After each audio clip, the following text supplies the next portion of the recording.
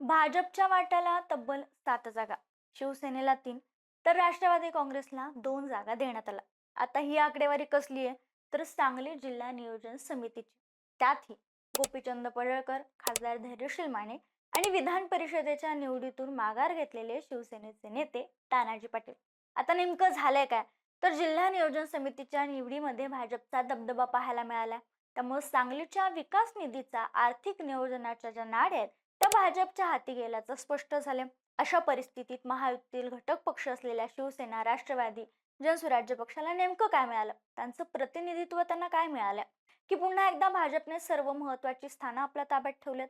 तसंच पक्षांतर करून भाजप किंवा महायुतीत आलेल्या नेत्यांच्या वाट्याला नेमकं काय आले? त्यांना त्यांच्या राजकीय वजनानुसार संधी मिळाली का? नेमकं सांगली जिल्हा नियोजन समितीची जी सदस्यांची निवड करण्यात आली ती कशी झाली आणि प्रत्येक वेळी ही समिती एवढी चर्चेत का राहिली? याच विषयावर या व्हिडिओच्या माध्यमातून सविस्तर बोलूयात. नमस्कार, मी संजना मध्ये आपलं स्वागत. आता थोडक्यात सांगते की जिल्हा नियोजन समिती म्हणजे काय. तर प्रत्येक जिल्ह्यासाठी अशी समिती स्थापन करण्याची तरतूद आहे आणि त्यानुसार सर्व जिल्ह्यांमध्ये या समित्या कार्यरत आहेत. राज्य शासनाकडून यातील काही सदस्य असतात ते नामनिर्देशित केले जातात. या समितीचे जे अध्यक्ष आहेत ते संबंधित जिल्ह्याचे पालकमंत्री असतात. जिल्ह्याच्या विकास निधीचं वाटप ठरवणारी ही महत्वाची यंत्रणा असते. म्हणजेच कोणत्या भागाला किती निधी द्यायचा हे याच समितीच्या बैठकीत ठरतं. या बैठकीत जिल्ह्यातील आमदार, खासदार सदस्य म्हणून सहभागी असतात. आता सांगलीच्या बाबतीत नेमकं काय झालंय? तर या जिल्हा नियोजन समितीचे सदस्यांची जी निवड आहे, जी नियुक्ती ती फेब्रुवारी 2025 मध्ये करण्यात आली होती. मात्र सरकारकडून काही आदेश आल्यामुळे ती जी निवडणुकीची यादी होती सदस्यांची ती रद्द करण्यात आली. यामुळे सगळ्या नियुक्त्या रद्द झाल्या. मग यामध्ये आमदार त्यावेळी असणारे सुधीर गाडगीळ, माजी आमदार विलासराव जगताप, शिवसेना शिंदेगड जिल्हाध्यक्ष आनंदराव पवार, विशेष निमंत्रित सदस्य आमदार सत्यजित देशमुख, सुहास बाबर, संग्रामसिंह देशमुख, भीमराव माने, पोपट कांबळे, विनायक जाधव, जिल्हा बँकेचे संचालक तानाजी पाटील, जनसुराज्य शक्ती पार्टी युवकचे प्रदेशाध्यक्ष समित कदम, सुनील पाटील, राष्ट्रीय समाज पक्षाचे जिल्हाध्यक्ष लक्ष्मण सरकर, राष्ट्रवादी काँग्रेसचे माजी नगरसेवक अतहर नाईकवाडी, बिरेंद्र थोरात यांच्यासह बाकीच्या सदस्यांच्या निवडी रद्द झाल्या होत्या. मग यातले अनेक लोक नाराज झाले. त्यांचं पुनर्वसन करणं इथं गरजेचं होतं. पण आता पुन्हा एकदा या ज्या निवडी आहेत रद्द झालेल्या त्यांच्या आदेश आल्यामुळं इथं सांगली जिल्हा नियोजन मध्ये नव्या नियुक्त्या करण्यात आल्यात आणि या नव्या सदस्यांची निवड प्रक्रिया होणार हे स्पष्ट झाल्यानंतर इच्छुकांनी फिल्डिंग लावायला सुरुवात केली होती.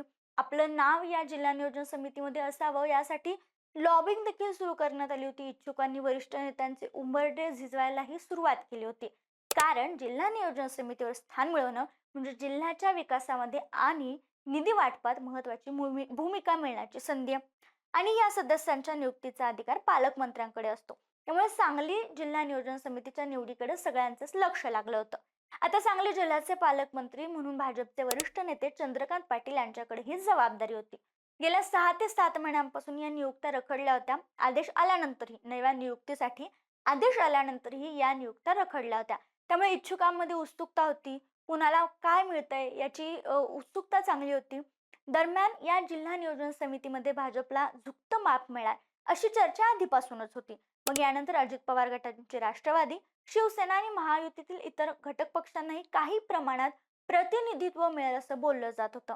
आणि अखेर जेव्हा ही यादी समोर आली आहे ते चित्र पाहायला मिळतंय आणि या यादीकडे बारकाईनं पाहिलं तर सर्वाधिक संधी भाजपला या यादीत मिळालेली दिसून येत्या. नुकताच जाहीर झालेल्या सांगलीच्या जिल्हा नियोजन समितीच्या सदस्यांच्या नियुक्त्यामध्ये भाजपच्या वाट्याला 7 जागा, शिवसेनेला 3 तर राष्ट्रवादी काँग्रेसला 2 जागा देण्यात आल्यात आणि याशिवाय रिपाई, जनसुराज्य पक्ष आणि रयत क्रांती संघटनेलाही प्रतिनिधित्व देण्यात आले. मात्र या संपूर्ण नियुक्ती प्रक्रियेत सर्वाधिक वर्चस्व भाजपचंच असल्याचं दिसून येते. आता यामध्ये कुणाकुणाला कोणत्या कोणत्या ठिकाणी नियुक्ती करण्यात आले तर बघा, लोकप्रतिनिधीमधून जे नामनिर्देशित सदस्य असतात यामध्ये खासदार धैर्यशील संभाजीराव माने यांची आणि आमदार गोपीचंद पडळकर यांची नियुक्ती करण्यात आली.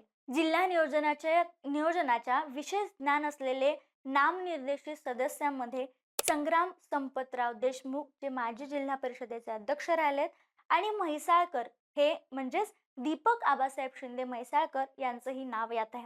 आणि विशेष निमंत्रित सदस्यामध्ये कुणाकुणाचं नाव आहे तर भाजप जिल्हा अध्यक्ष सम्राट नानासाहेब महाडिक, माजी नगरसेवक भारती हेमंत दिगडे, राष्ट्रवादी काँग्रेसच्या सांगली शहर जिल्हाध्यक्ष प्राध्यापक पद्माकर धन्वंत जगदाळे, निशिकांत प्रकाश भोसले पाटील जे राष्ट्रवादी काँग्रेसचे जिल्हाध्यक्ष आहेत, तसेच राजेंद्र बापू खरात जे सामाजिक कार्यकर्ते आहेत, आटपाडीचे आहेत.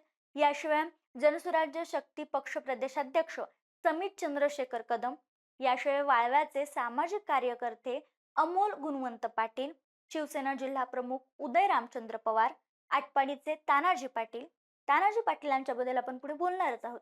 याशिवाय विट्याचे वैभव सदाशिवराव पाटील आणि काँग्रेस सोडून भाजपमध्ये आलेल्या सांगली जिल्हा मध्यवर्ती सहकारी बँकेच्या संचालिका जयश्री मदन पाटील.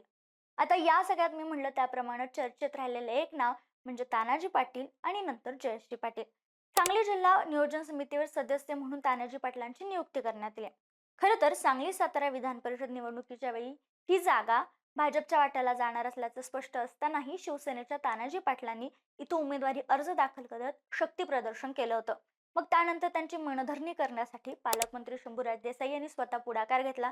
त्यानंतर उमेदवारी मागे घेण्याची विनंती केली आणि माघार घेतल्यानंतर योग्य वेळी योग्य ठिकाणी पुनर्वसन करून संधी दिली जाईल असा शब्द त्यांना देण्यात आला होता आणि अवघ्या महिन्याभरातच त्या आश्वासनाची पूर्तता झाल्याचं दिसून येते. तानाजी पाटील यांची सांगली जिल्हा नियोजन समितीच्या सदस्यपदी नियुक्ती करण्यात आली. त्यामुळे विधान परिषद निवडणुकीत माघार घेतलेल्या नेत्याचं पुनर्वसन करण्यात आल्याची चर्चा सुरू झाली. याशिवाय अजून एक बाब म्हणजे भाजपकडून पक्षात आलेल्या नेत्यांचंही या समितीत स्थान देण्यात आलंय. यात काँग्रेस सोडून भाजपमध्ये आलेल्या जयश्री पाटील यांचीही या समितीवर नियुक्ती करण्यात आली.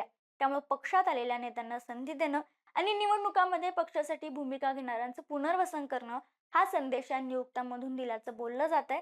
पण या सगळ्या प्रक्रियेत एक गोष्ट महत्वाची की सांगली जिल्ह्याच्या विकास निधीवर, नियोजनावर आणि आर्थिक निर्णयावर प्रभाव टाकणाऱ्या महत्वाच्या समितीत भाजपचंच वर्चस्व निर्माण झाले. त्यातही पडळकरांना स्थान देण्यात आले. त्यामुळे सांगली जिल्ह्याच्या आर्थिक नाड्या या भाजपच्याच हाती राहणार आहेत हे स्पष्ट झाले. या नियोजन समितीच्या सदस्यांच्या नियुक्तीवर तुमचं मत काय आम्हाला कमेंटमध्ये कळवायला विसरू नका.